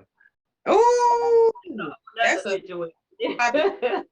I'm just saying they would actually get them pregnant on purpose for real, for they won't fulfill their obligation they were doing before, which is weird to me. It's and I like, talking Stuck about in a it relationship. earlier. Y'all with this unprotected sex in the town where it's a milk shortage and the diapers going away, and y'all are brave and bold. I promise that condoms are even cheaper than baby formula. Like, y'all are tripping out here. Like, I promise, all the unprotected sex that's been going on, y'all lucky that the byproduct is a child and not AIDS or HIV, because that's not the only thing that could come from having unprotected sex. Like, we be missing it. Like, God gave you the baby instead of giving you the AIDS. So take that as a slow down, or recoup. Not okay, 5 months, 6 months down the road, we're gonna do it all over again with somebody new because my old baby daddy, me ain't together no more. And then I get with the next person and now I make a whole nother baby and a whole nother life and relationship. Like, this is so common right now. Like, what do we like, y'all? but do they go into the expectation? A lot of them don't go into the expectation of bringing the child in the world. They just want to get together and do it. That's But what they I'm don't expect that. It's like a child that's come out of. The trust factor for me is astounding. Like, you trust this person with your life to have unprotected sex with them. That's the first thing. That's the first thing, because in order to have a baby, it have to be unprotected sex. That's, to me, that just, y'all gotta start thinking more better. That's why come when the abortion situation happened here in Texas and everybody was going crazy, I was like, maybe that'll make people be more mindful of who they sleeping with and being more mindful of protecting themselves. Because now you can't just go and have an abortion and get rid of the baby. Now that means you should be more mindful. And they come with mindset. It's the mindset, the immaturity mindset. They haven't fully developed yet. Man, Because they base everything off the physical. after I had my first child at 19 years old, I had my first child at 19. I promise I would, after that, I'm like, well, I'm not having unprotected sex out here. This is crazy. Like, it was that's why it took a long time for me to even I didn't even have another kid for 6 years. And I've been with the same person ever since, because I do not play like that. Like, I don't play with my life. I don't play with my body. Like, I don't play like that. Like, I don't play. And I want y'all women and men too. Like, y'all stop being so desperate and not taking a few seconds to put a condom on. I'm on y'all too. Like, for real. Like, y'all got it have to stop. Cause then y'all having babies with women and y'all not being able to be in the household to take care of them. That's we had to sit down. That's what going back to saying. A lot of stuff could be avoided if they were to sit down and stop going off the physical attributes. That's what, and I'm not gonna be wrong. You got some jacked up men and women in this world. You got it. But they get with these jacked up individuals. Now they get this jacked up individual pregnant. Now it's all hell break loose. I'm about to say, now you take a child up and everything is all crazy. That's why you have to be careful out here. That's going back to communicating. You have to communicate. And that's what growing up, we didn't do that. From a guy, we go off how she look. Oh, she looking good, but now we got to understand the character. As you get older, it's like, okay, let me see. I want to get to know this person's character. Like with women, get to know that man's character. Casey brought up an interesting point. A lot of people, they get so caught up in the financial side of what the person does, but they don't realize that the person they married is not going to be there all the time. But they get so caught up in the money. And then when they get caught, okay, you take care of financially, now you feel like, okay, I'm being abandoned now. And I'm gonna ask you, how do a person feel? How can you handle that? Still the financial side thing is all good financially, but then your significant other's gone all the time. But you take care of financially. I don't know. I haven't had one that had that much money. No, when I think that's a different dynamic. Like, about maybe like, especially like Casey mentioning like doctors, it's deep. That's even in a whole different tax bracket. I'm sure I can find something to do, honey. Don't worry about it. Um, But you don't want your significant other all the time. Like you see all these couples doing something. Dang, I don't see my husband. I don't see my wife all the time. That's why people have to go Go ahead, ahead. Shay. no, No, you. that's why people have to literally just be, particularly now, you have to just lay it all out there. Like she said, 5 years from now, 10 years from now, what are your goals? Do you have a 5-year plan? You know, we're so focused on it right now, and things change in people's situation in their life.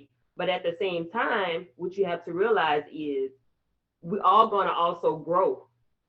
Are you willing to grow with that person and not feel like, again, it's a competition or they're leaving me behind? You know, I'm a very ambitious woman and I don't apologize for that. I'm college educated and everything. It doesn't make me any better or less than anyone, but I knew who I was before I got my first degree.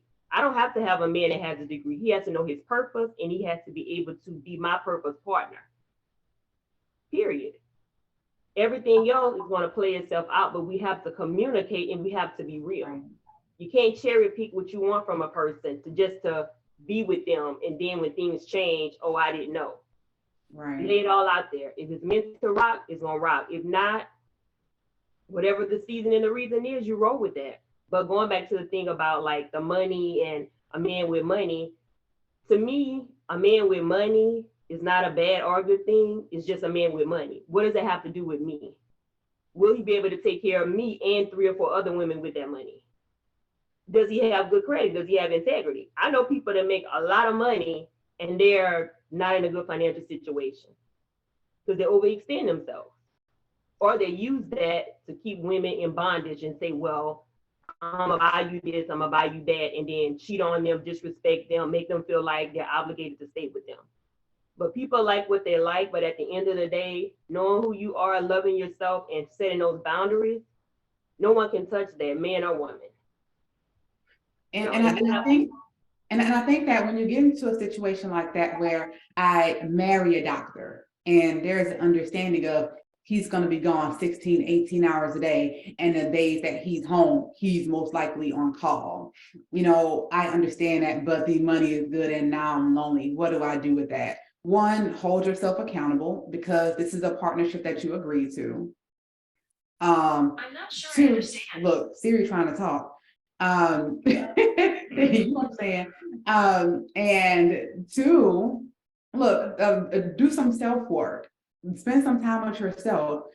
Find your people. What are some things that make you passionate? Because if I'm so focused on, I'm not getting, this emotional connection, from you, maybe I should focus on seeking some other ways of self-fulfillment. And that's just not with, another partner. We can't expect our partner to completely fulfill us anyway. That should only be a portion.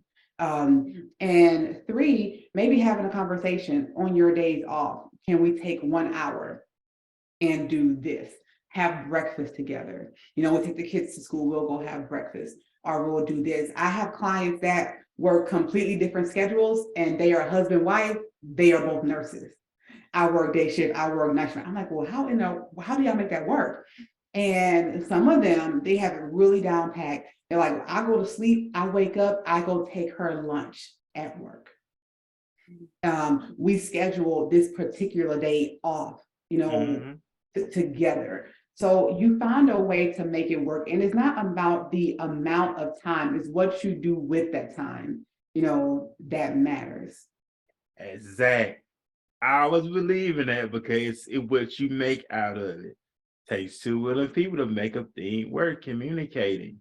And I was thinking about that too, like when you said like, oh, it might be just them meeting up on a hour lunch break. It's not that much time, but it's the quality.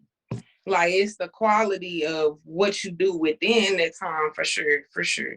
I could see that though. I could see that. I just feel like you have to be understanding, like at a big degree, especially when you got somebody on that level and you ain't. But like I said, if I had a man that was a doctor, I'm sure that his his doctor friends have wives that are just as sporty as me. I will be fine. We will go drink wine and it will be okay. It will be fine.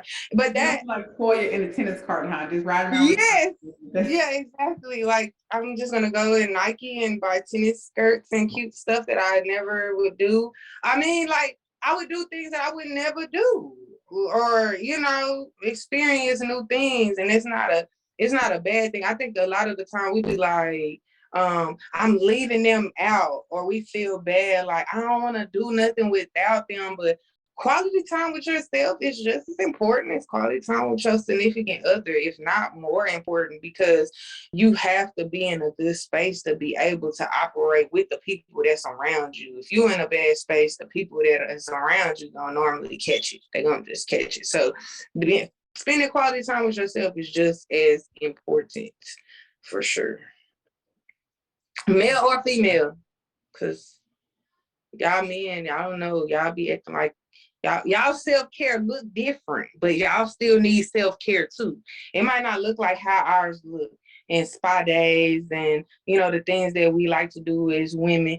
So y'all men have to find y'all own way to do y'all self-care as well. Whatever y'all like to do, you might like going to Barnes and Nobles and drinking Starbucks.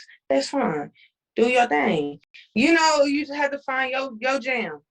Find your way. I mean, I'm all down for a guy knowing himself anyway, especially before you get involved with anybody. He got to learn himself. If a man don't know himself, how can he take on the role of being a husband? How can he take on the role of being a father if he don't know himself? So I'm all down for a guy knowing himself. Learn yourself. Take time off for yourself. And I had this conversation numerous times. It's like women, they'll go from living at home to getting their own place. Some guys, what they'll do, they'll go from home, they end up moving in with their girlfriend. Never learn how to live on their own. I've been there before, and I'm speaking that from experience. That's a bad thing to do. So I encourage any young man, if you live at home, get your own place. Learn yourself. Learn how to take care of yourself. Learn to be more responsible. Learn yourself. Know yourself, so you can be a better version of whoever you gonna marry. Because I can't be with you if I don't know me, and I expect for her to know her before she be with me. Because sometimes people do stuff. Okay, you work out for me. I want to be healthy for me first. I don't do it for anybody else. If you're doing it for anybody else, you'll lose and he'd be upset. So do this stuff for yourself. Learn yourself, fellas. When you learn yourself, become a better man, you're drawing a better woman. That's just my philosophy. You gotta learn yourself. If you don't learn yourself, you're in trouble. But don't base it off nobody else either. Because that's why a lot of guys, they look for mama. They want their girlfriend to be their mama. And that's a problem too. Oh man, that's topic definitely. They want and that's crazy. She's not your mama, but they want them to be their mom. But then some females take that role on, like they be sneaking that role in on us. First of all, we don't be trying to be their mama. They kind of just sneak it in on us because women have nurturing spirits anyway. So they kind of just sneak it in on us. I remember when I was younger, a dude just moved in on me. I'm talking about it was smooth. I'm talking about before it was first you just leaving the little shoes, and then you leaving your shirt, and you leaving your coat, and then the next thing you know you leaving the bag, and then you done moved everything in on me, slick, piece by piece. So definitely it ain't like we be intentionally doing it. Sometimes people be slick. Especially when I was younger. Like I want to say probably about 19, 20, pretty, we kind of naive in that age range. So he straight snuck that in on me. I ain't gonna lie. We don't be trying to be their mamas. Women, we just have a nurturing spirit to me. yeah, but that ain't good. I don't need to be my mom. I need to be my wife and be my girl. I don't need to be my mama. My mama back in Mobile, Alabama. I'm just saying, but nah, it gotta be my wife. He didn't say nothing about being a mother, but nah, but I some of these guys now, it's ridiculous out here. And I feel for some of these women how to deal with this mess because of man, it's like y'all deal with a lot, ladies. I mean, I'm serious, y'all deal with a lot, but wow, it's like it ain't it's like these dudes crazy to me. It's weird. They expect the woman to take care of them. They don't have women got drives, they got ambitions, they got goals. You talk to this dude, he think only I can bring to the table is sex. Really? Yeah, You think that's it's gonna disappointing of the dating realm in 2022. I'm glad I'm not in the dating realm. I've been in a long-term relationship, but the things that I see and I hear, I'd be like, oh my God, I'm glad I'm not single because it's not really that much to choose from. And a lot of the cute ones, they've gone gay. It's just bad. It's just, we don't got a lot to work with. We got the down low brothers too that's trying to keep it covered up and using women as pawns to keep up. They hiding their sexuality, and it's a lot. It's like walking through a mine. You don't know which you don't know what you might land on around here. I've been hearing so much crazy stories, y'all. Like being on different platforms, like being on Bigo, being on Clubhouse. Like you'll be so surprised, like the stories and things that you hear of people in the dating realm, what they going through, the people they done been in contact with, and oh man, oh my, oh Yeah, my. I mean, it's a lot, but I'm glad we had some interesting dialogue here on the night as well. So I thank everybody for hanging out with us here on the podcast. That the stuff that we talk about can really help people out. And it's just like we gotta grow, you know what I'm saying? I say I respect everybody doing their thing here on the platform, and I know we're pressing for time. Big shout out to Case for being with us. I know I guess as well. So the guest that's on here with a nice shade, go ahead, y'all ladies, go ahead and plug in what y'all got going on. I know Miss Woods got some. Sheena, she got some lot of stuff going on. So go ahead and plug in what you got going on. I know you talk about the play. I know you got your YouTube channel, books and stuff. Go ahead and plug in. How can people get in touch with you? How can they follow you on all your social media platforms? Yeah, all my social media. We could just start off at Instagram. I am Indigo Ayora on. Actually, no, I changed it. I am the publishing coach on IG. And I'm here to assist and help anyone who with their publishing needs. From there, you'll be able to find all of my other outlets, Facebook, YouTube. On now. Also, we do have these auditions coming up for the stage play. We're looking to probably do the auditions in January. We will be accepting some virtual auditions as well if people are not in the area. But also out in Dallas, Texas, you know, we're looking to go on tour as well. So if you know any theaters that might be a good spot for us, or, you know, people who are out there who potentially might, you know, no person, you know, we'll be there. But yes, we are holding auditions in January. We definitely have a lot of roles to fill, and we're also looking for a stage manager, whether it be a virtual stage manager or stage managers in person. We are definitely looking to continue to grow. This is going to be the 4th production that we have. I mentioned the children's book, and I am also doing a playwrights workshop. I will have more information about that via Instagram. And Thank you for having me on. I really enjoyed you're the welcome. panel discussion. I would love to be able to come back next time and be more vocal, because I didn't know there was like a panel discussion setting. But now that I know, because I was like, should I jump in? Should I say something? But No, but like I said, you're welcome. We appreciate you taking time out of your schedule. And it was like, I know it was a quick plug in too, because it's like, it was like a spur of the moment. And we know you're glad they accepted, but we're gonna have to bring you back here on the podcast as well to talk about what you got going on. No, talk about you got a YouTube channel, plug that. Of course, we did subscribe to your YouTube channel because we believe in supporting everybody that does come on the show with that positive content. So go ahead and plug it. How can we follow you on YouTube I have as well? multiple YouTube channels, but the one that you follow it's called Sheena D Entertains, and I basically just do different types of characters that come into my head. Most of my footage is dealing with my childhood trauma. Like I use it to make fun of it. Like growing up, my sister always told me I had ugly feet. So I made a whole skit off of that with different actors or different characters, I should say. That, and Yeah, that's basically what my Sheena D Entertains is about. It's about my childhood trauma now, poking fun at it, and just hoping to be able to inspire someone else, have somebody else to laugh and be able to work through the things that they felt like was traumatic. I know it sounds crazy. It's like she made fun of your feet. You were traumatized by that, but yes, I was. I was very traumatized, and I kept my feet covered because I felt like my feet were ugly. And then you know what happens when you keep your feet covered all the time. They What become happened? ugly. Oh, it They become become ugly. ugly. Yeah, they become ugly. No, that just be the lightest thing on your body. I was wearing boots in the summertime. My feet was hot. Oh wow. Hot.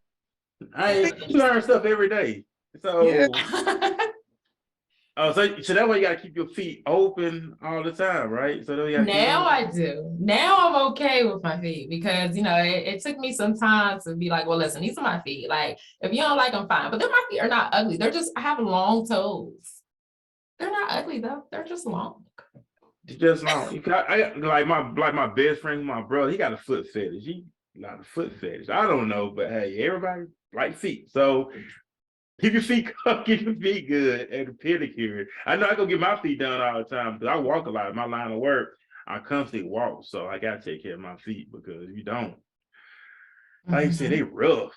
So, like I said, I have watched a YouTube channel, great content. Matter of fact, Shay, she does voiceover too. Shay, go and tell you do voiceovers a lot sometimes. She do a lot of voiceovers too. I really play a lot, y'all. This is something that I really be wanting to tap into. It's this like the second time I ran into somebody on the podcast that do like skits or is like in the arena like doing movies or plays and stuff like that. And like I can do a lot of voices. I've never like really did anything with it. I just be playing because I would tell my mama, because my mama would always tell me, like, you should do something with the voices. You should do something with it. I was like, Mama, I don't want to be known for being goofy though, because I just be playing. Like I just be playing too much, you know. But I'm like, Mama, I don't want to be known for being goofy, but I don't know. It's one of my things that I really am able to do. I'm able to change my voices. I can sound like an African mother. I can change and I can sound like Peppa Pig mom. I can, you know, so it's a lot of different things that I play with. Like my best friend is African. I grew up around, you know, like that environment. So I poke a lot of fun at the African voices because I grew up around it and I've seen a lot of things in the house, in the environment. But I love the culture because I grew up around it and it's my best friend over 20 plus years now. So growing up around certain people in certain cultures, you know, you catch on to certain things. So that was like one of the things that I do. But I just play too much, y'all. Like I do. But it's the one thing that I probably would like to tap into in the future. Like I did meet somebody on TikTok that's really big on voiceovers, that was really would potentially help me with like getting on like doing little skits with characters and my voice being in the film type of situation. So maybe in the future, y'all, you never know what 2023 is going to bring. Yes, and I'm sorry, I just wanted to add one thing. I also have a movie that I'm going to be producing Okay. shortly after the play. Congratulations. Thank you, thank you. It is a comedy movie, so we're looking for actors for that as well. Coach Shay, you know. Yeah, because you know I can be whatever you need me to be, girl. Yes, Just, yes. yeah. So more information definitely could be found about that at sdhentertainment.com as far as the movie, the stage play, and purchasing tickets. Man, Yeah. awesome. We have all these celebrities on this show. It's awesome, man. Okay, All so these. I have to Don't ask. forget about us when y'all make it big. Don't forget about us. Never. Virtual auditions go? Like I've heard a lot of people talking about that, but how do a virtual audition go for a movie or a play? So you will basically get on to the camera and slate your name. Let them know what character you'd be playing. Sometimes they'll either ask you to rehearse a monologue, or you might have sides, which is a script. And you can either have another person on there acting with you. I prefer for the other person to be kind of off to the side so you can't really see them. But it's your choice. And that's basically how it is. You send it in your video footage and pick from there. So those that's interested, it's your opportunity. Don't Yeah. make excuses. If I'm you really serious about it, hey, to make it happen. Don't I can get what flued. coulda, shoulda. I just put my little audition in. My Facebook page has my Facebook page, Indigo Iora, has the list of characters and their descriptions. Okay. I've always been like good at those type of things. Like I did the poetry contest, and I ain't never really been stage fright or anything like that. So that would be something that it'll be different, but it's something I know I'm pretty. I could do it. I like it's something I would be good at. You know how you a person that's the jack of all trades, and you kind of don't want to Mhm. everything. But yeah, that's definitely me. Like I can act, I can like whatever you like need. That would be dope. I'm gonna try it. I'm gonna try just to see if I Like I said, I'm don't be scared. Don't be Very scared. good. Don't be here. scared. Just make it happen. Just make it happen. Just like Nike. Just do it. Just do it. So you are accepting auditions and stuff. Matter of fact, I Yes. know some people who are doing some acting back home in my hometown of Mobile, Alabama. And I almost gladly would send them your way because they're interested in doing stuff too. So I'm always looking for people that got stuff going on. I know people. I just hook them up and hey, make it happen. At the end of the day, I can set it up, but then that's really on you and what you're gonna do with it. So Yes, they can reach out at castings@sdhentertainment.com with their credentials, their acting credentials and their headshots. okay, yeah, I can let my brother know because he does some acting back at home. I love to let him know it. So hey, that's what's up right there. And also Miss Woods, I know she has new focus here in the DFW. Go ahead and plug in how can people be involved, what you got going on, what can they follow you at on your social media platforms? Yes, on my social media platforms, IG is New Focus FYC22. On Facebook, New Focus Family Youth Consultant. Check out my website, www.newfocusfyc.com. And I just have a lot of things coming up in the next couple of months. Black History Month, I have some things I'm going to do here in the DFW. And I also have some proposals from the East Coast that I'm looking at for this summer. A school district is very interested in bringing me in and having me do some things there, and also a couple of colleges here in the DFW with the Upward Bounds program. So just trying to impact lives, working with youth and families, and just trying to make a difference, you know. And thank all the guests that were on here. Y'all were awesome, and I love being on this podcast. Awesome. Thank you. Thank you as well for hanging out with us. And of course, Casey, you have a lot of great things going on yourself. How can people get in contact with you and how can they follow you on all your social media platforms?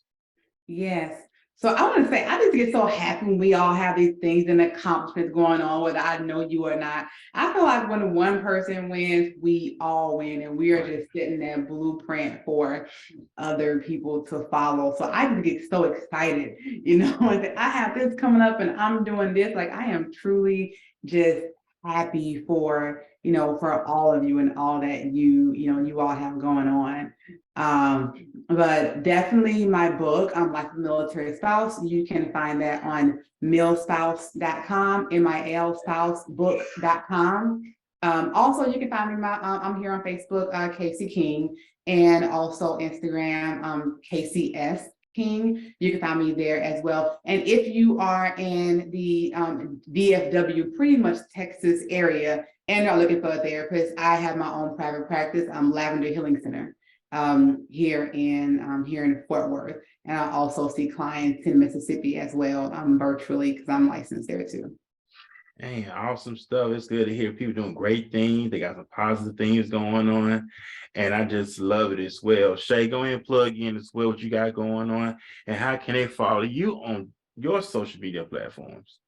Yes, I make it easy for y'all. You can follow me here on Facebook at Shanae, gotta get it Fleming, because I just have never changed my Facebook name. And and you can follow me on all other social media platforms at I am Coach Shay. That's SHAE. So you can follow me on YouTube, TikTok, all the other ones. I am Coach Shay.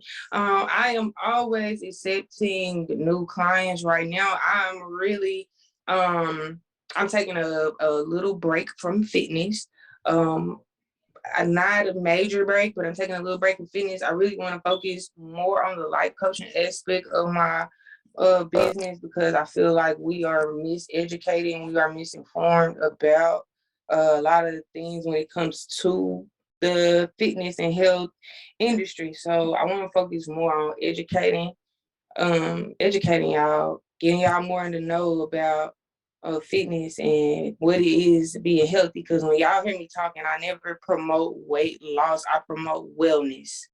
Wellness is alignment, mind, body, and spirit. So that is what I want to embody more and focus more on this upcoming year. Furman will be the only person right now that I will be working with as far as physical fitness, personally training, right? But everybody else, I really, really want to help you construct your life, get your life in order. You do not have to be a celebrity or anything to have a life coach. Life coaches are very, very vital in your success right now. I had a life coach, a mentor. We all need a life coach and a mentor, and you don't have to be stupid wealthy to have access to one of those. You have me. So definitely want you to tap in with me if you are struggling with your career goals. We creating a roadmap to help you establish what it is that you're trying to do. So that's why I'm here. I really just want to push more of my life coaching aspect to kind of really allow people to know how I ended up even in the fitness realm. Like, it wasn't like I just woke up one day and I was like, okay, yeah, this is what I want to do. So it took a mindset. Physical activity just kind of opened the doors for more creativity for me. So really tapping in more of that. In March, look out for me to be on the Women with Purpose tour, which is funded by Miss Sabrina Ford. So definitely another reason why I'm really gonna start doing more speaking, because that is what I feel like I am called to do. So look forward to seeing me there with the Women with Purpose tour and coming up in March next year. Also, go and cop some merch, y'all. Y'all know, go and cop some Walking His Ways Voice Impact merch. Just go on to our website at threadlesswalkinghisways.com, and you can go ahead and copy some merch, get you a hoodie, a beanie. You know, it's wintertime out there, and so it can keep you warm. And also support the podcast so we can continue to bring y'all all this wonderful, amazing content and people that we have on here. And I just want to especially thank Casey for coming on here. I met Casey in the Skyrocket to Growth Acceleration Program. So we have been in some elite spaces together, and I'm just so elated to be able to get her on the podcast. And thank you so much for taking time out of your busy schedule to connect with us. Oh, you are so welcome anytime. And I do mean that. If you need me, I'm here. Awesome stuff. And we do thank you once. We thank everybody for taking the time out of y'all productive schedule to be on here tonight with me and Shay. We give y'all roses now. We're not talking about when you pass and give you a rose. We give y'all roses now. This load that y'all work is not in vain. Y'all labor of love is not in vain. And you're making an impact everywhere you go. So we thank y'all ladies for hanging out with us here on tonight. Y'all keep up the great work and keep making an impact. You know what I'm saying? Not just, it's about the next generation behind y'all. So keep up the great work. And like I said, we went over 2 hours. It's been a long show, but worthwhile. And we just thank God for this opportunity. And remember the graveyard, everybody. Remember, everybody had one thing in common. They thought they were going to see tomorrow, and they didn't. Remember, let's live life like it's our last. And most importantly, Give yourself a drink, look yourself in the mirror, tell yourself I love you, tell yourself I got your back, tell yourself we're gonna succeed, tell yourself we're gonna conquer, and give yourself a toast and tell yourself I love you. I'm gonna be back here tomorrow night here on Walking This Way's Impact Wars podcast. We got another guest out of my hometown, out of my home state of Alabama. His name is Brandon Johnson. He wrote a couple of books. He's a guest tomorrow night. We know we got the Saturday morning show coming up next month for 2023. So I'm excited about that coming up. Of course, you know, we got the YouTube channel. Oh yeah, big shout out to everybody. I looked on our YouTube studio. We had at least over 10,577 views on our YouTube channel. We thank everybody for that. You know, we got the YouTube shorts going on now. We got Spotify, Anchor Podcast. You know, we got I just started our Twitter account back up. So I'm gonna be putting some clips on our Twitter account, Instagram, TikTok. Got some. Oh yeah, big shout out to the people that watching us on TikTok. They've been loving our content on TikTok. Big shout out to everybody for that, man. Just stay consistent in what you do. We got a photo shoot coming up soon. Well, in a couple of days, we got a photo shoot coming up, so I'm excited about that. So there's a lot of great stuff going on in the DFW. Man, beautiful guests. We thank y'all once again. And man, y'all have a great night. We're gonna be back here tomorrow night here on Walking This Way Impact Wars podcast. And remember, live your life on purpose. Don't settle for less. Aim for the highs. You remember, everybody get excited for 2023. Finish at a high note in 2022, going into 2023. Don't let nobody hold you back. Don't hold yourself back. If people are not benefiting you any good, cut them off. Even Jesus said stuff about cutting people out. If anything, you cut it off. Cut some stuff off. Don't take this stuff going into a new year and that drag it. Drop everywhere that seems so easy to beseech you. Drop that stuff. Move on. God gave us a great life. It's up to what we do to that life. I don't want to live a suck life. You should not want to live a suck life. Life is beautiful. It's what we make out of it. Man, y'all enjoy yourself. Enjoy life. And none of that, forgive too. Man, y'all forgive. A lot of people are dying left and right.